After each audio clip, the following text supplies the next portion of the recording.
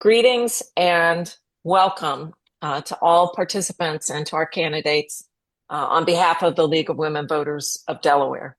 I'm Ann Lopez. I'm the Vice President of the League of Women Voters of Newcastle County. We're pleased to have this opportunity to explore views of candidates in the Democratic primary race for State Representative District 6. An important detail that I'm sharing with you now is that the League of Women Voters is a 501c3 organization. We are nonpartisan and do not support or oppose any candidates or political parties. Our goal is to make the views of the candidates known so that the voters can make informed choices. This forum is being recorded, and a complete unedited video will be available on the League of Women Voters of Delaware website, which is LWV. Actually, it's the League of Women Voters of Newcastle County. It looks like LWVNCC.org. To protect the integrity of the forum and of all participating candidates, no campaign may use clips of this recording for promotional purposes. The questions this evening were submitted by members of the League of Women Voters as well as the public as they registered to attend this forum. To avoid duplication, some questions have been combined. Every effort has been made to include all suggested topics. Real-time questions and the chat features of Zoom will not be used during tonight's Zoom forum event.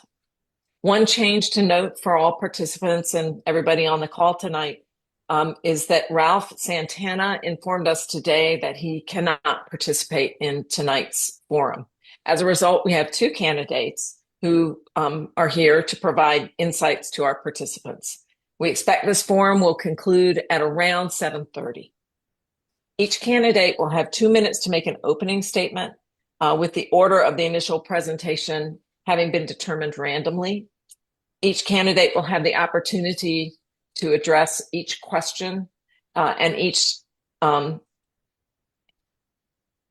time the first answer is going to be rotated. So we'll just alternate back and forth on each question, on who goes first. Each candidate will have 90 seconds to answer questions. Each candidate will have 2 minutes to make a closing statement. Timing is going to be handled on Zoom, and seconds remaining will show on the screen. So you'll be able to see that. We can all see that. We expect candidates to abide by the time limits, but they will be cut off if time runs out.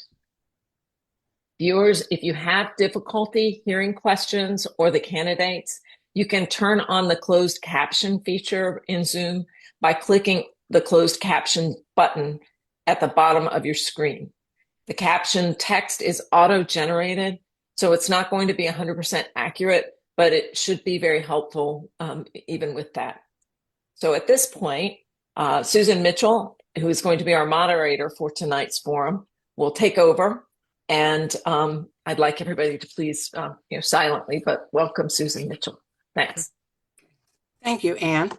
As Ann said, my name is Susan Mitchell. I am a member of the Newcastle County League, and I also sit on the state board. So as she mentioned, we had a random drawing back in, let's call it the green room. And it turns out that Ed Mulvihill will go first with 2-minute opening remarks. All right. Should I wait for that timer or just jump on in? Oh, there it is. All right. Hey, everybody. Thank you so much. Thank you to the League of Women Voters for hosting this important forum tonight. My name is Ed Mulvihill, and I am excited to be here, and I'm excited to have an opportunity to share with you a little bit of our campaign for 6th District State Representative. I want to thank my fellow candidate, Ray Krantz, for being here as well. Not just for being here tonight, but for running.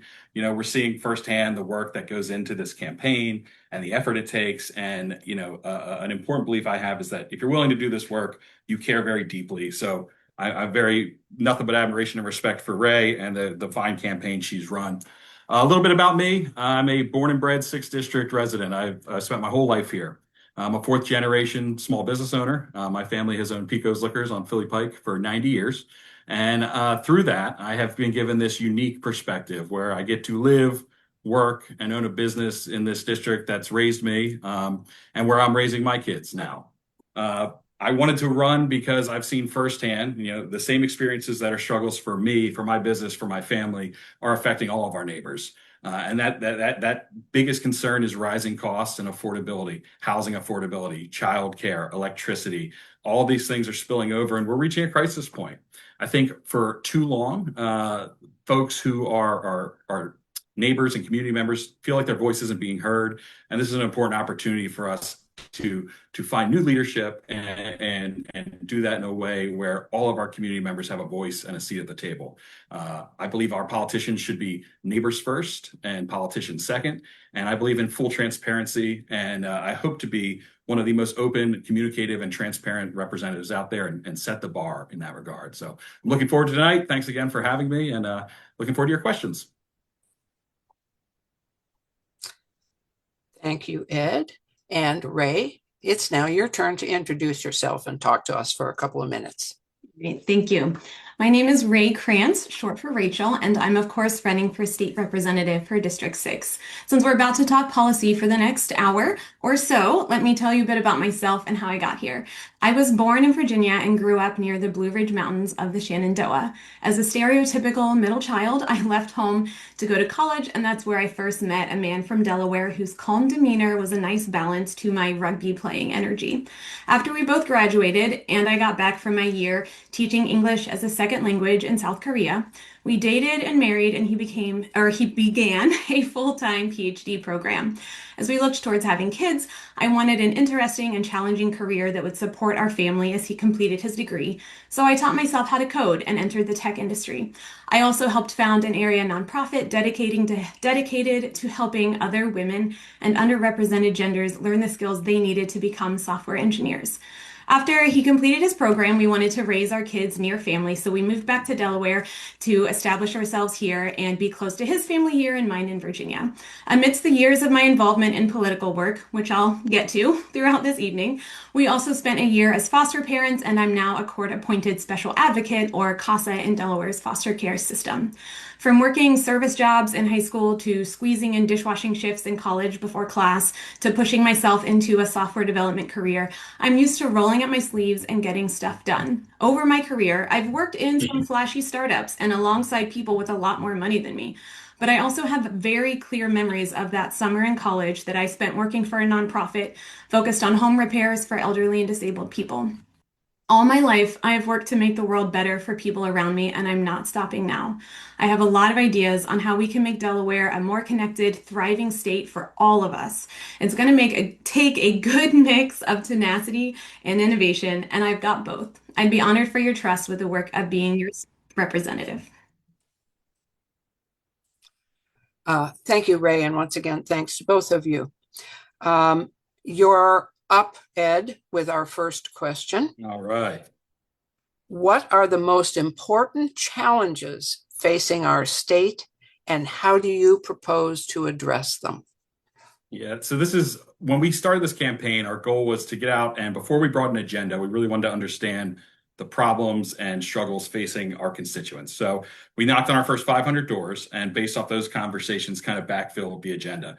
And in a way, there's comfort, because there's comfort in community and community struggle. But what we heard was the same message time and time again: affordability, affordability, affordability. People were concerned with their electric bills going up. People were concerned with not being able to find affordable housing, and education. So those were the three topics that came up most repetitively over the course of the early days of the campaign. So that's what we decided we want to focus on. I think those are the biggest challenges facing our community. So we need to address rising electric costs. That means holding our utility companies accountable. Delmarva, we have an important hearing next week that we're going to participate in, and finding ways to lower that cost of demand, which is rising due to the increase in demand from data centers and large energy users.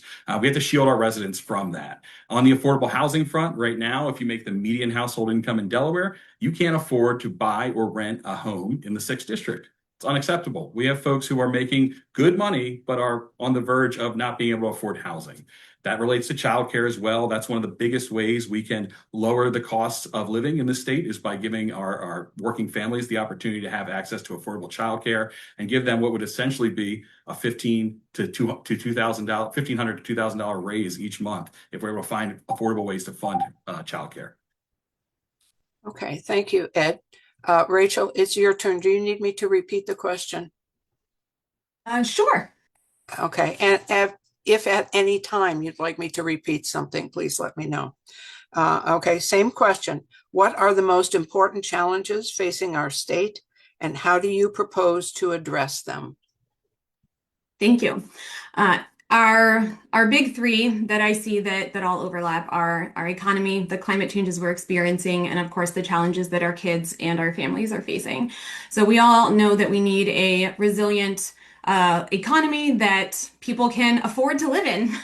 And there's a lot of work we need to do there because the federal poverty guidelines have not been updated in decades. And so when we look at things like unemployment benefits or what the minimum wage is set at, it's simply not enough to be able to afford to live. On the flip side of that, it's not enough to be able to afford to live because the costs are skyrocketing every day. And I've been talking with so many people like, where is the ceiling? Are electric bills going to go as high as our mortgages and our rent? I mean, what's the end game here for these companies that keep just putting these costs higher and higher? And these all overlap with the climate challenges we're facing because we know that our water infrastructure is going to be continually stressed in increasing amounts as the sea levels rise.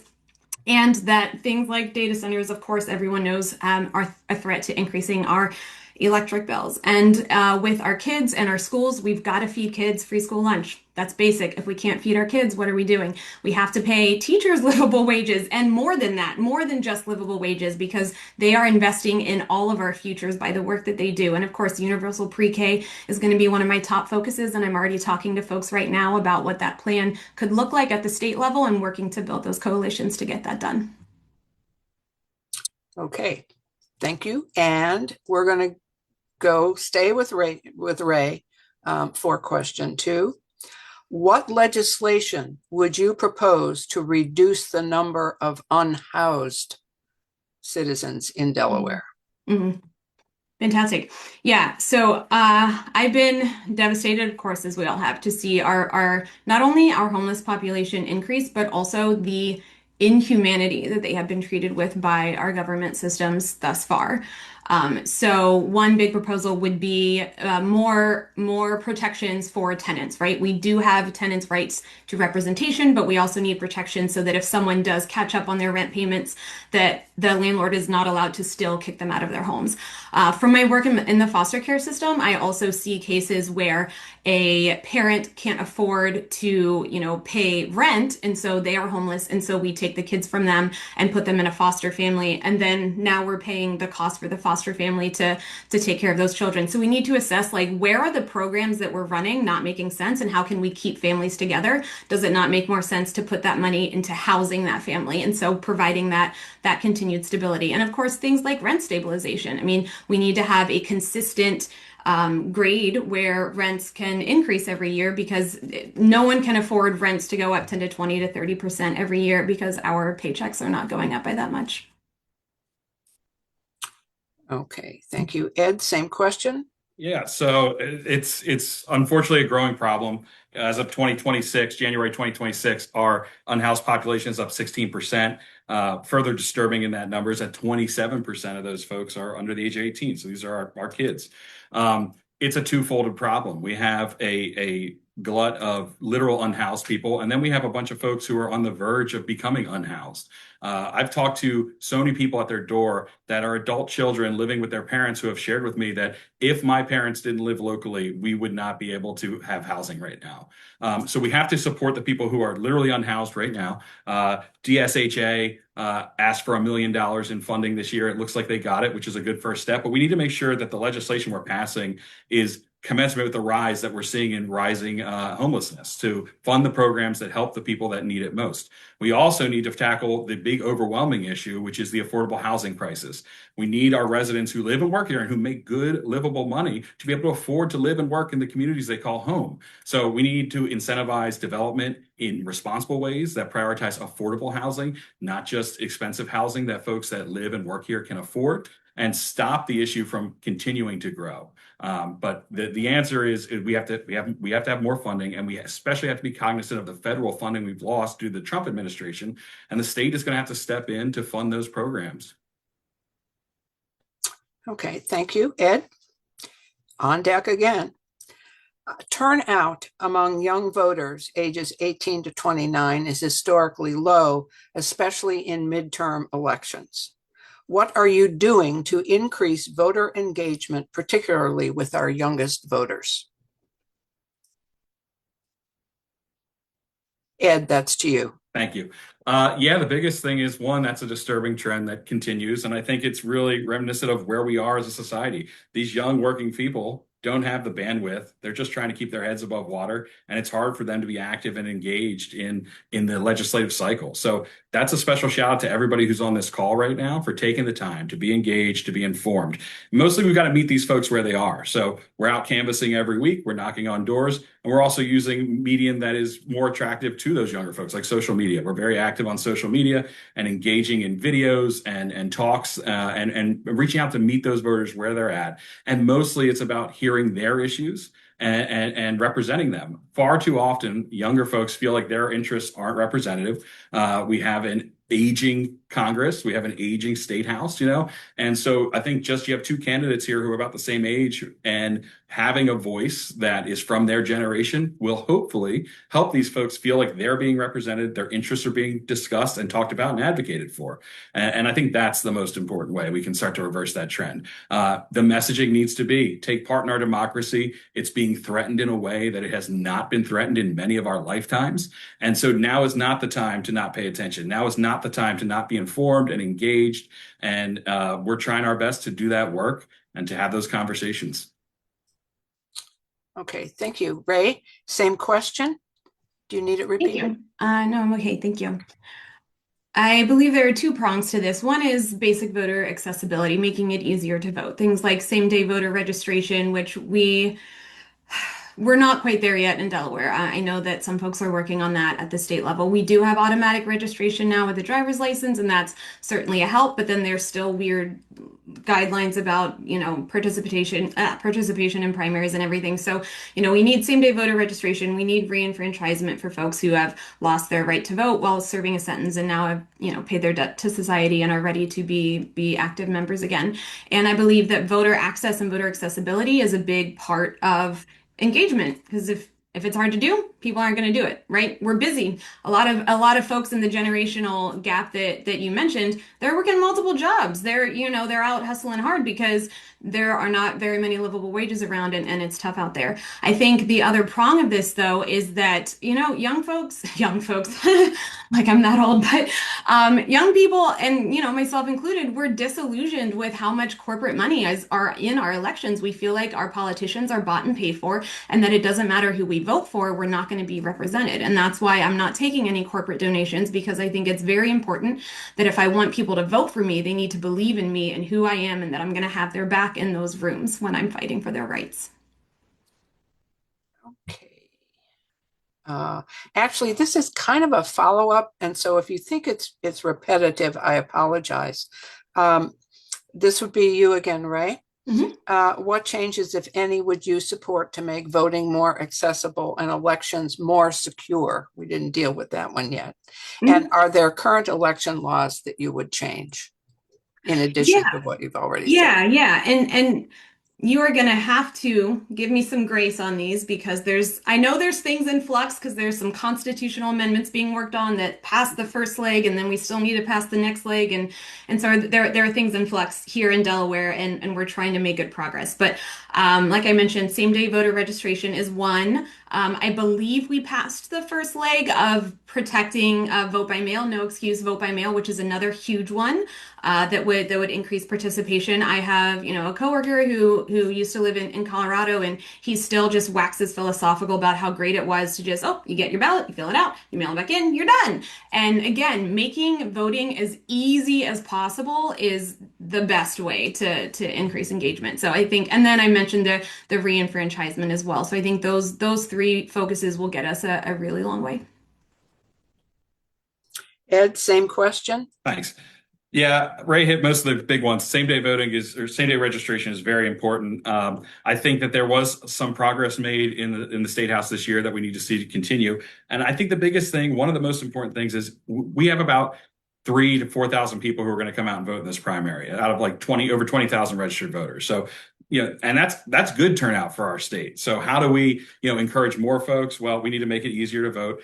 I was also surprised to see the number of registered voters who left both the Democratic Party and the Republican Party in the past 5 years. And that's a growing trend. So there was a bill that made it out of the House this year to open primaries for independent voters. I think that would be important. We need to represent everybody in our district. And when we have such low turnout, we need to look at all the ways we can do that. So this is an important first step. Now, it's going to take some work to get that done, and it's going to be more work for the Department of Elections. But I really believe that people who are registered independents should be able to vote in a primary of their choice. They should have to register for that primary in advance. And we just can't let folks be more and more disenfranchised and feel like they can't participate in the process because they don't identify with either, major political party. And that's something I've heard from a lot of folks at their doors as well, and legislation that I would support if elected. Okay, thank you.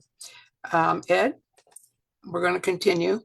As you've campaigned across RD6, what do you find are the three greatest concerns of your would-be constituents? Yeah, I think we touched on most of them. The number one is people are just flabbergasted by the electric bills. I just did a post about that this week. Our own electric bill came. We've done some energy efficient upgrades in our house. And despite the really, really hot July that we had, our energy use was down 1% from last July, but our bill was up 14.5%. This is a trend that everyone's noticing, especially our most vulnerable. So the folks who are in our young working families who are struggling to get started, and then the folks who are retirees who are on fixed budgets. I had one retiree tell me that they've had to change their lifestyle substantially, despite doing everything right, despite saving for retirement and doing the hard work to get there. Now they're having to alter their spending and their lifestyle. So unacceptable. Affordable housing, like we touched on, and education, right? Our education model hasn't been updated in over 80 years for our funding model. They're taking steps to pass phase one of that, which is going to help go a long way. But there's still phase two that is going to help fund all of our support professionals, our bus drivers, our cafeteria workers, custodians. We need to make sure that is funded. And I've talked to so many educators, and I'll ask them at the door. They say like, "Oh, I'm a teacher." "Oh, great. Where do you teach?" And we're losing these great educators to other states because the pay is so much more attractive. That's something as a small business owner, when you can't find more people, we have vacant roles in our education department. When you can't find people, we need to look at what we're paying folks, and we need to make sure we're paying them what they're worth and a livable wage. So those are the most important things we've heard across the state. And obviously concern over data centers is another one that gets brought up constantly that we're dealing with. Rachel, same question. Yeah. So as mentioned, data centers is a big one that comes up a lot, and I'm proud to have been working on advocating for data center regulation since last summer. From basically the week that the first hyperscale data center was proposed in Delaware, I was out canvassing to let people know about the proposal and how to contact their elected officials and voice their concerns. One consistent thing about me is I just want more people to be involved and more people to be part of the process that affects their lives, which is all of this. And then, electric bills, it's hitting everyone. We had a cold winter. We've had a hot summer. Of course, that's going to keep happening. And we've got to get these bills down, and we have to get Delaware to a place where we are more independent in supplying our own energy. Right now, we're a net importer, which means we pay an extra amount of money for all the energy that we import that goes over what we're able to generate as a state. And that's what makes something like a data center that much more potentially disastrous for those electric bills. So we have to get very serious about clean energy generation in the state and how we can bring that online as quickly as possible. And then, yeah, the other big thing is education, of course. I have so many ideas, and I was so excited to receive not only the Delaware State Education Authority endorsement because of how much we aligned and how passionate or how excited they are about working with someone as passionate as me, but also the endorsement of State Senator Laura Sturgeon, who took the charge on starting to correct our funding model, and she is excited to work with me to continue the steps that we need to do there to bring our funding model into the modern day. Okay. Next question. What is one thing you will do to make streets safer for people, not just cars? Oh, it's back to me. That's you. That's you. Yeah. I want kids to be able to walk to school without needing to have someone walk with them if they want to be independent and do that themselves. And right now, for most of our schools near many of our neighborhoods, you can't because there's at least one really dangerous intersection that a child who might otherwise be old enough to walk by themselves has to go through. And so I want to take a expansive look at those intersections in our district and look at things like maybe pedestrian bridges would be a good option. Maybe we need to slow down traffic through other traffic calming measures, which we have research about. I know I've talked to so many people who just want more speed bumps in their neighborhood because a lot of people will speed through, neighborhoods for fun or because they're cutting through to avoid a higher traffic road, a couple blocks over. And so anything we can do to make it safe for kids to walk around in their neighborhood, to walk to school. And then additionally, that goes for everyone, right? Like everyone should be able to use the roads to bike to the grocery store. If you are in a wheelchair and you want to go to the library, or if you just want to walk your dog, right? Like these need to be accessible for everyone in our community. Okay, thank you. Ed? It's funny. It's like you can tell when somebody isn't from around the area, and I'll knock on their door and I'll ask them about some of their concerns. And the folks who are new will say, how come there are no sidewalks anywhere around here? And it's true. We've been canvassing and there's certain roads like Shipley Road is a really good example. There's no sidewalk and there's very little shoulder. So walking up and down Shipley Road trying to get where you're going is very dangerous. And we have a high level of traffic fatalities involving pedestrians and cyclists. So this is an issue that needs to be addressed. I was pleased to see how DelDOT worked along Philadelphia Pike, and we watched that firsthand from the windows of our shop and took a big important step of redoing all the sidewalks along this major corridor, making them handicap and ADA acceptable, which was a good thing. But we need to work with DelDOT to ensure that those programs are taking place all throughout the state within our neighborhoods. My neighborhood, we're one of the few that's lucky that has sidewalks throughout, and that's great. But we've seen so many of the neighborhoods that we've gone through and canvassed, even some with schools that don't have any sidewalks. So that's an important project that I'd like to work with DelDOT on to see the traffic studies and the impact studies and how we can get the funding to make that a reality. Okay, Ed, you're still up. What do you believe is a realistic and yet effective way to address data centers and their impact on utility costs? Yeah, this is the big one, right? This is the one that most people are concerned about. We took some good steps in the State House this year, and that's a good building block. But what I am always surprised about when I tell people about this issue is it's not just a Delaware issue. Because we are a net energy importer and because our energy comes from the PJM grid, we are subject to demand increases for any state all on that grid that has data centers. So Virginia and Pennsylvania are kind of ground zero for data centers right now, and they are on our grid. So we could have a full moratorium on data centers in our state, but would still feel the impacts of data centers operating in other states. And that's a scary trend. So I think what we really need is a federal approach, a comprehensive approach that lays out a groundwork for data centers, that requires them to provide and produce their own electricity, that ensures they're paying a higher rate because they're higher users, and that protects residential consumers from absorbing the impacts. We need a federal approach because then we're going to see a race to the bottom where states are going to be competing with each other to bring in these data center projects. Many of them are getting tax benefits from it. They're getting employment opportunities through trade jobs and things like that. So there's an attractiveness for those states to pursue these data centers. But they're passing the buck on to all the surrounding states that are on the grid. So we need to work with our federal delegates and our federal regulators to make a groundwork that's fair, that's safe, that protects end users and consumers, and that's responsible for our environment as well. Thank you. Same question. Do you need me to repeat it, Ray? No, I think I got it. Okay. Yeah, so a lot of what was just mentioned is true. However, we have to get more creative about what we can do at the state level, because I think we all know that we're not going to see movement on this at the federal level for at least 2 years, possibly longer. And so I think at the state level, we can require that Delmarva not pass on the improvement costs that they're spending in Pennsylvania, in Maryland, in Virginia onto us. We can get stricter with them about where those investments are going. And as far, the grid is something that is shared, and so we need to start having conversations with our neighbors in those neighboring states, New Jersey, Pennsylvania, Maryland, about what types of energy generation they're working on. Maybe we can do an interstate compact. Maybe we can work on this together. I mean, a border is a line on a map, right? Where I think we're like 15 minutes from Pennsylvania, maybe 10, depending on which road you take, right? And so it's very quick to get there. New Jersey's 10, 15 minutes across the bridge as well. And so we need to realize that, hey, we're a state of neighbors and we have neighbors, and maybe it's time we start working together and show the federal government that we're not going to wait for them. Thank you. Stay there. How would you balance environmental goals with energy costs for Delaware households and businesses?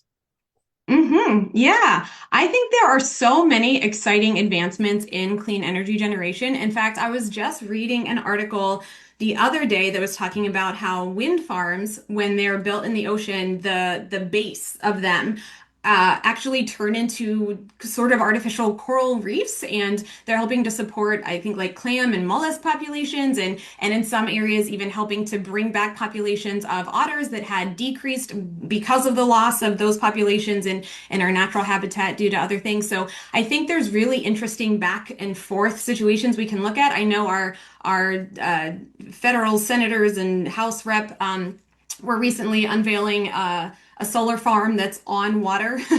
So that looked pretty neat. And I think we can get really creative with where we put solar panels and how we design that infrastructure and that architecture. I mean, something that we know is that as our summers get hotter and we have those really hot days, we need more shade.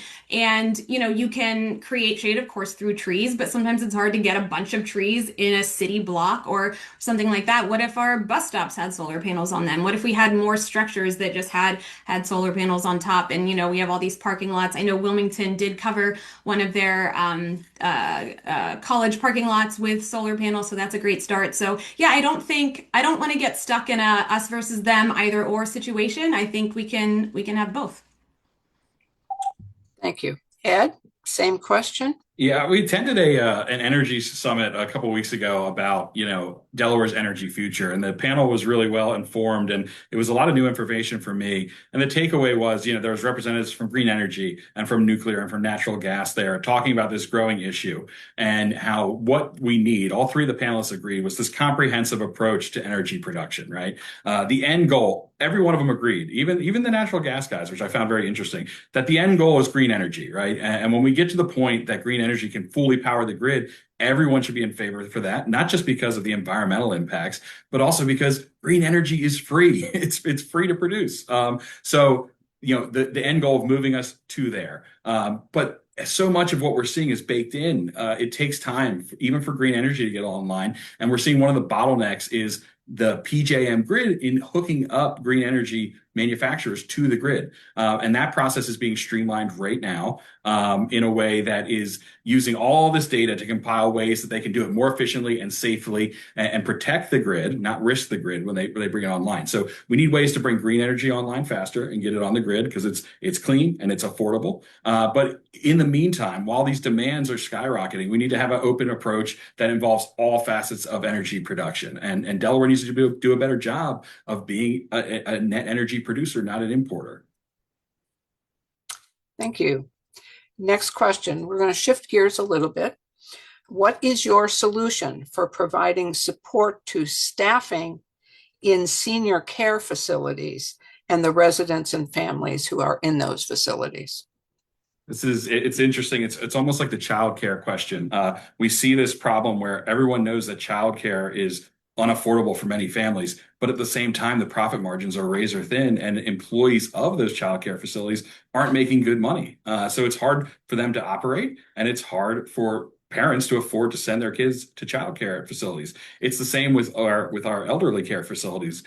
The wages, it just isn't there. Many of these folks are making minimum wage. They're doing important work. They're taking care of people and trying to do it in a dignified way in which our elderly residents deserve. But we need to find ways to promote good job creation in that field and livable wages. It's the only way that we fill those holes. Again, as a small business owner, when you can't fill a role, you need to look very, very closely at why you can't fill a role. What needs aren't you offering to potential employees? And the biggest one is wage growth. We know it. We know right now that wages aren't keeping up with inflation.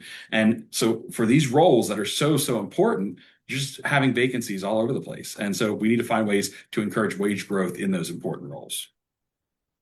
Okay, thank you. Ray, same question. Yeah, absolutely. So my husband actually spent a few years as a recruiter for nursing facilities as part of his work with a hospital system. And the stories he would tell about their turnover rates were really, really upsetting for, someone like myself, both of us who just care deeply about humans and their quality of life.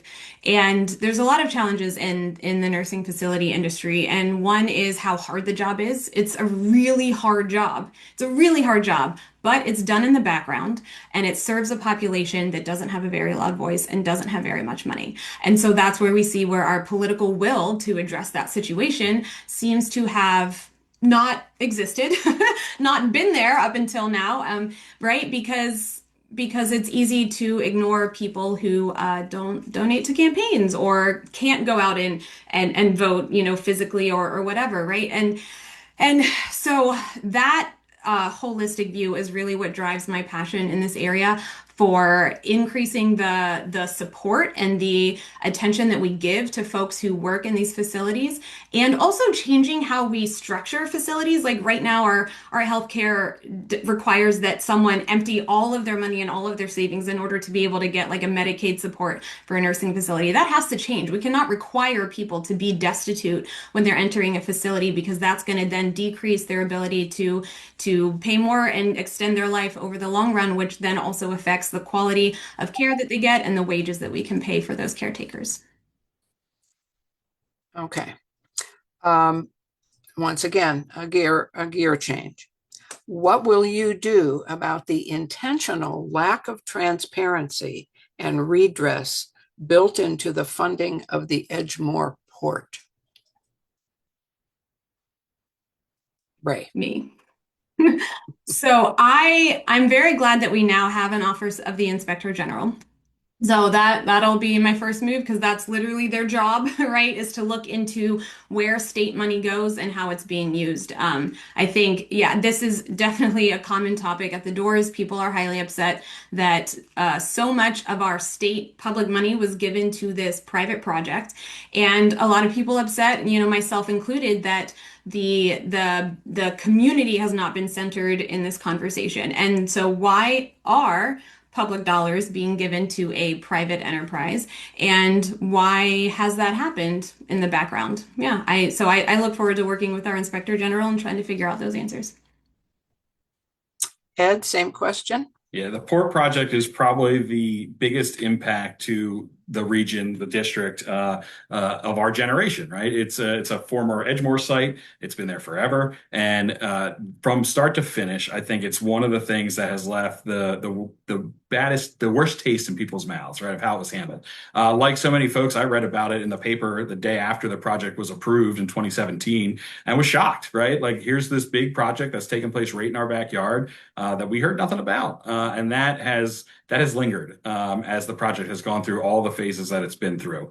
So first and foremost, we need to make sure that the community and the district always has a seat at the table with the port operators and the Diamond State Port Corporation. There needs to be full transparency about why it's being funded, how it's being funded, and the reasons between it. We need to hold the port operators accountable and make sure they live up their end of the bargain. The biggest concerns people have with the port are air, noise, light pollution, and truck traffic. And there's steps we need to take to make sure that the port operators are minimizing those impacts. And when there are impacts, that the community has a seat at the table, that those impacts are handled in a timely manner, in a transparent manner. And mostly we need to be very cognizant about the money that's been spent and how it's been spent. And we need to really scrutinize any further requests for funding. That would be a very hard ask for me. If we've already invested, I think, over $200 million in this port project, to come back and get more for a private company would be a tough ask for me. Thank you. What state policies would you support to make Delaware more affordable for working families, seniors, and young adults? Yeah, number one is the housing crisis. We are in a full-blown housing crisis. Median household income, again, is $85,000 in Delaware. And if you make $85,000 and you're doing better than half the rest of the population, you can't afford to live, to own a house, or rent anywhere in the 6th district, especially for a young family. So that is the number one thing we can change. I would love to look at exploring any type of first-time home buyer credits. Those are programs that were available when my wife and I bought our house, and we made it available for us to afford a home. So we need to look at how we can fund programs like that, how we can encourage developers to build not just houses in the $500,000, $600,000, $700,000 range, but affordable homes that regular families can afford. The interest rates make these payments almost impossible for most people in the district. So that's the big one, is affordable housing. Childcare and access to childcare is the biggest one. Again, if we can put $1,500 to $2,000 a month back in the pocket of our young working families, that is the easiest way to essentially give these families a raise. So we've looked at ways like the way New Mexico has handled their universal childcare program. And what lessons can we learn from that? How much of a wealth fund do we need to build in the state of Delaware to be able to afford programs like that? And how can we better invest our taxpayer money to be able to fund those programs? We talked about the big hundreds of millions of dollars projects going to something like the port. Can we invest that money in a fund that can fund all sorts of programs that will benefit young working families and our seniors? And that is the most important thing that we can do to be good stewards of our taxpayer money.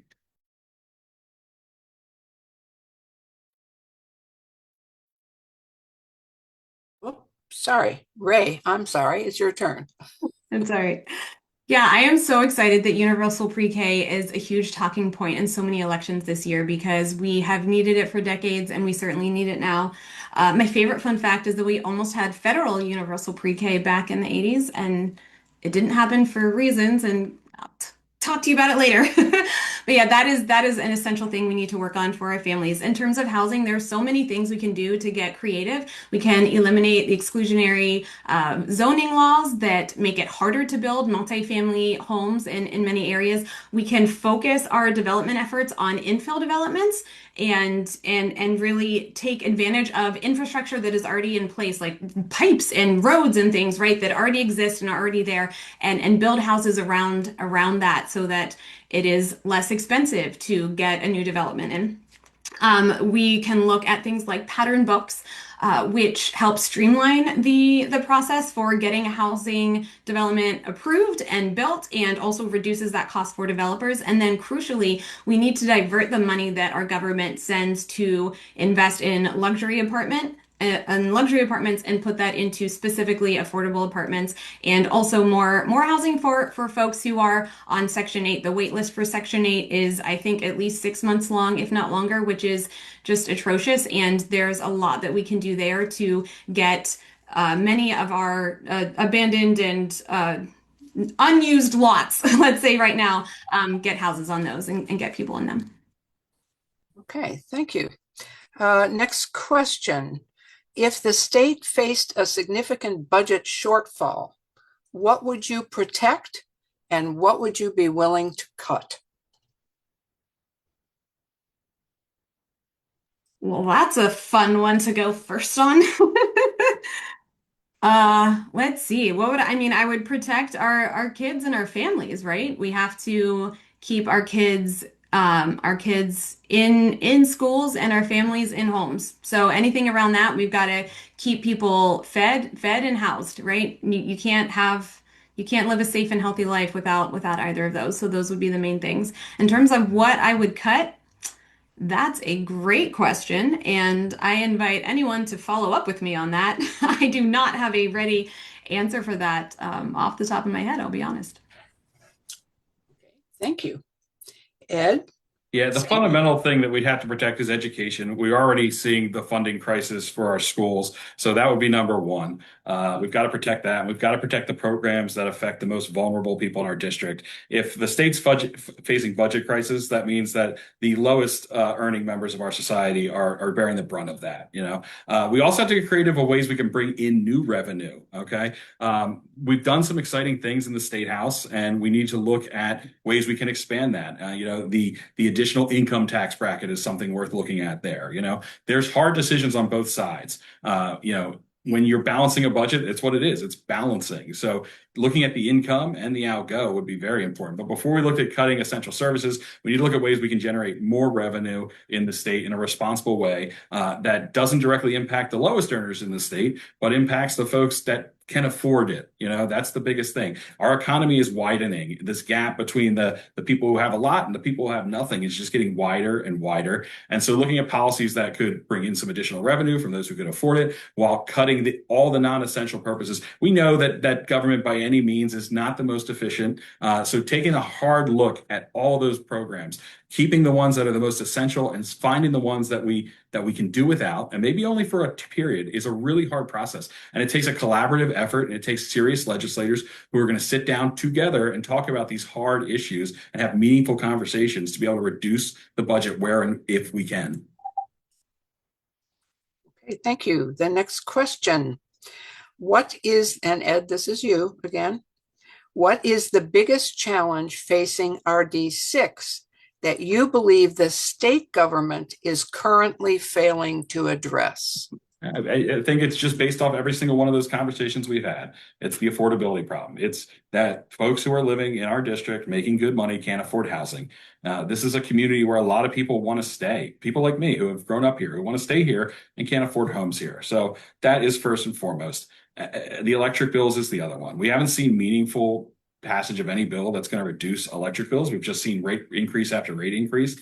And this is a tough thing to negotiate and that's a tough thing to handle, but we need to do the hard work, have the tough conversations to address these issues. And we touched on it a bit before, but the biggest impact project is the Port of Wilmington, and the expanded container port and the effects it's going to have. So there's been a failure of communication there. And I think we need to work closer together with the port operators, with all our state agencies that are representing that project, specifically DelDOT.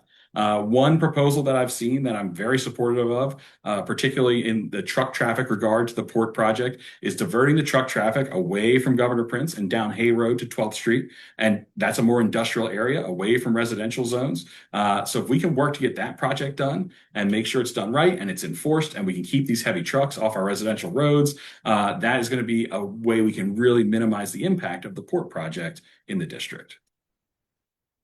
Thank you. Ray, same question. Yeah, thank you. I feel like a lot of things are being repeated. And so I will, yes, co-sign, we need to fix our affordability crisis, of course. I know we all have our eyes on that. Energy, housing, education, everything, all of the above. I think one other big area that our government isn't quite looking at right now is how are our communities connected and are we connected? I think we all see this fracturing in our society and in in our neighbors even, and maybe is related to people's lack of as much voter engagement. We don't feel like we're connected to our neighbors as much anymore. There's more arguing and yelling, especially online. And a lot of that is due to the loss of third spaces in those community areas where we can really get to know each other. And so I have a few books. One is called Happy City that I really enjoy, and it's about how not only we can reconstruct our roads so that they are forms of connecting our communities, right? Maybe having more buses that go from Concord Pike to the Bellefonte area so that people can, frequent businesses that they haven't been able to have as much access to or as easy access to, right? And that's also another form of community connection. And how can we overcome this, loneliness epidemic that we've been reading about in the news? It's not quite as hot of a topic lately as the energy crisis, but we've talked about energy a lot this session. So I think you know my views on that, and I just wanted to bring that up as another area of interest and focus. Okay, thank you. Staying with Ray. Next question. How would you decide to vote when your personal beliefs, your party's position, and the views of your constituents do not align? Sorry, I'll repeat. My beliefs are different from both the party and the constituents? That's the way the question was framed, yes. Fascinating. Okay, I'm trying to think. All right, we're going to go real hypothetical because that hasn't come up I will say I have two foundational beliefs. One is in the inherent value of humans and their lives and their right to live their lives safely and freely. The other is in people's rights to have a healthy environment, be able to breathe air and drink water. And so one area where I actually have disagreed with the majority of my party is in providing free lunches for kids in schools. I absolutely would support that.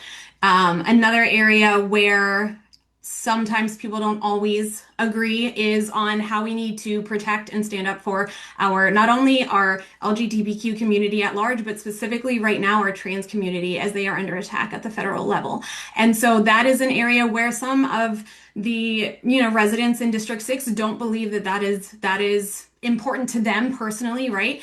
But I firmly believe that in order to build the world that we all want to live in, which looks fundamentally different than the one that's currently collapsing down around us, I'm not leaving anybody behind. Everyone deserves a safe, healthy, and affordable life, and everyone means everyone. And so I will always stand up for folks with less power as we are facing down people with more power who are trying to force us into a box that they created. And I will always try to find a way out of that box and ensure that people are safe and free. Okay, thank you. Ed, and this, I believe, will be our last question, and then we'll go to closing comments, okay? Sure. What opportunities and challenges are presented? Excuse me, Susan, Ed didn't answer the last question. Yeah. Oh, I apologize. That's all right. Do you want me to repeat the question? No, I'm good. Okay.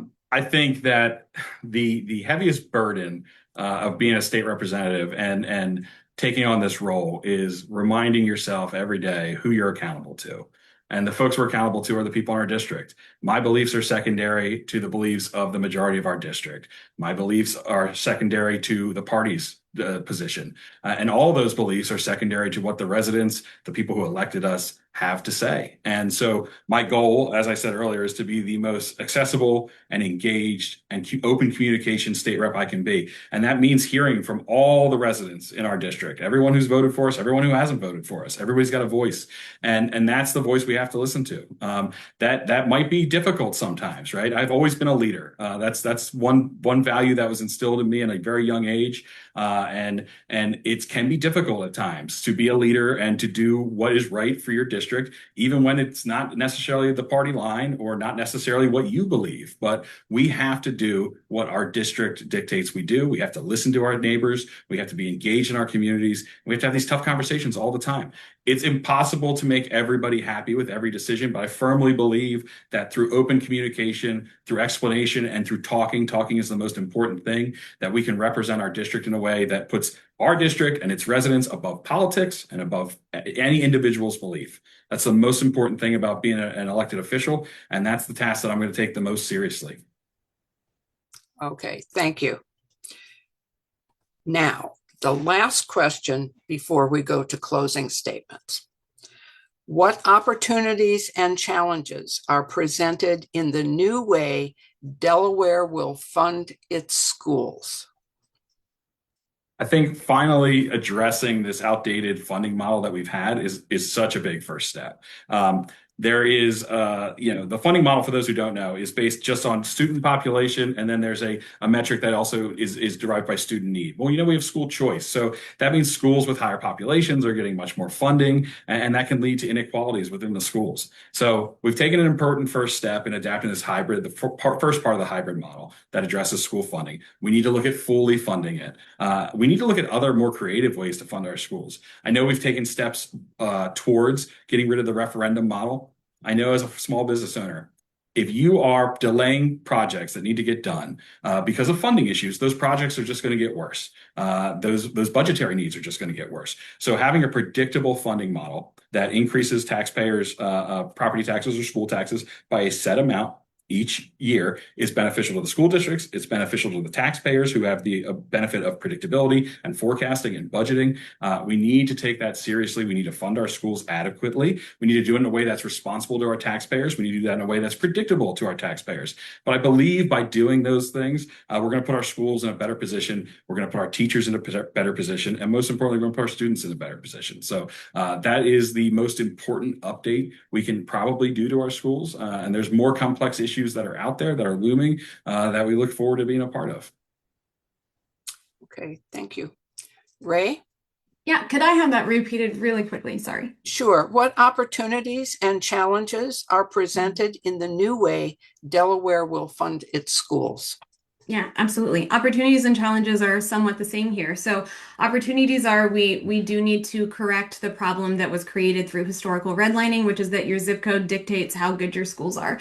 And we can do this through a variety of ways. There's a few models out there. They all have pros and cons, and we can certainly dig into the weeds of that. But essentially, the goal is that the money from all the zip codes would be somehow spread apart in an equitable way, so that every school, no matter their zip code, is getting similar amounts of funding. And the challenges of that is it's a change. It's a change from what was created and what we are used to, and change is always hard and change is always scary. I'm going to throw up another one of my favorite books. It's called Thinking in Systems. And when I'm looking at the challenges that we face as a state, I want to look at how was the system originally designed and what was the design of that system meant to create. And unfortunately, I think the design of the funding model we've been using was intended to create a lack of equity, right? And so when we look at that, then we can say, okay, well, what is the new system that we want to create?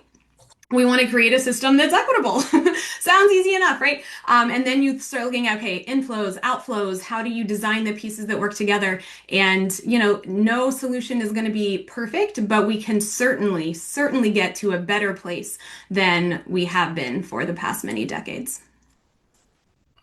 Thank you. Okay, we are now about ready to end the evening. Each of you will have 2 minutes for closing statements. Because Ed went first at the beginning of our forum, Ray, you get to go first now. I am still unmuted. Okay, thank you. So after 2016, I, like many in my generation, realized that politics was a group project. In 2018, I started canvassing for Democratic candidates and have done so in each election cycle since then. I learned about issue campaigns and started canvassing and advocating for those as well. From raising Delaware's minimum wage to working with then State Senator Sarah McBride on paid family and medical leave to joining Sierra Club's advocacy efforts in this past year to push for data center regulations, I have not stopped talking to my neighbors in Delaware since I moved here. Because something else I learned growing up is the vital importance of resilient, deeply connected communities. And I deeply desire to see our communities become stronger and more integrated. And I believe that together we are powerful enough to improve all of our lives.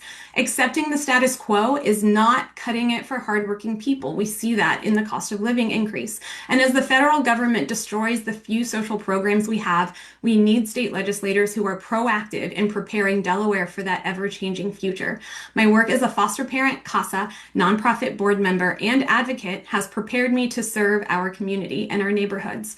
My work as a software engineer has taught me how to interrogate a system and see how all the pieces work together to achieve a result. And my work as a mother and my kid's soccer coach has taught me how to lead with empathy and juggle competing responsibilities.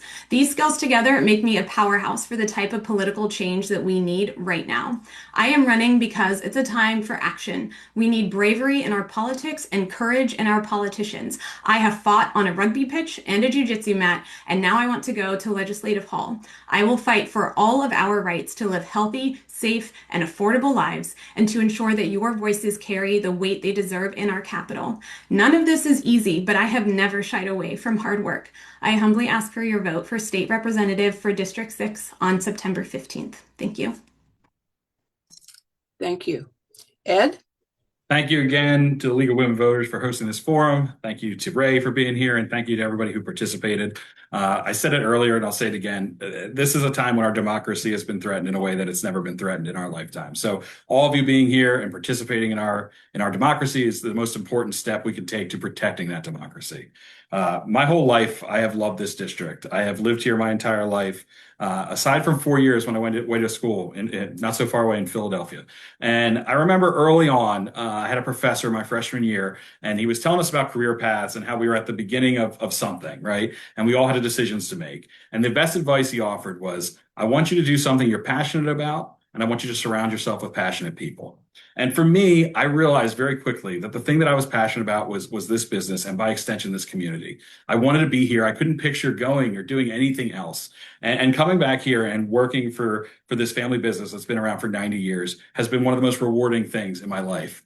But I realized quickly that it wasn't just working at the store that was so attractive to me to coming back here. It was being such an important part of this community, to being a center point of our community, to being a place where our neighbors gathered, where we were in touch with efforts for community development, and always being ready to jump in and help neighbors, whether that's through donations for nonprofits or an issue or just being a voice for them. And all this time, I've advocated for our community. I've fought for our community. I've served on the board of nonprofits. I've raised thousands of dollars for nonprofits. I've led the Small Business License Council for 10 years in Dover and learned how to advocate and learned what it took to be a leader. And I want to take all those lessons I've learned and I want to apply it to being the best state representative I can be. I want to represent our community in a way that's transparent and open and honest. And I want to have your voices in the back of my head all the time.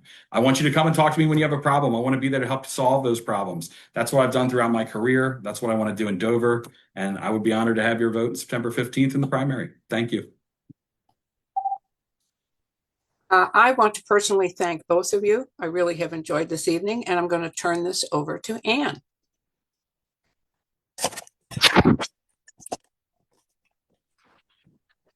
Thank you, Susan. And so we are at the conclusion of tonight's candidate forum. Thank you to the candidates and to all of you who took the time to participate tonight, and those of you who submitted questions for us to engage our candidates about. All right, so we have a slide up now. Thanks also to the dedicated League of Women Voters members who planned and organized this forum and additional forums that are coming in the coming weeks. It's been very informative for us all. We are so glad to have been able to offer this to our voters. A video of this forum will be available on the LWV website at LWVNCC.org. Also, we're showing you a screen right now that provides candidate information and a QR code for accessing Vote 411. So we encourage you to take a photo or screen print of this page so that you can use it for future reference. Vote 411 is a League of Women Voters on-site online voting tool and guide. Simply visit vote411.org and enter your home address, and you can access personalized information about the candidates, so you can see responses they provided, these candidates in this race, to help you to make your decision and to define your ballot for September 15th. Candidate responses to the September primary election are available on Vote 411 currently, and information regarding the general election from the candidates will be added later this fall. So thank you very much to everybody for joining this evening, and please remember to make your plan to vote and to vote on September 15th.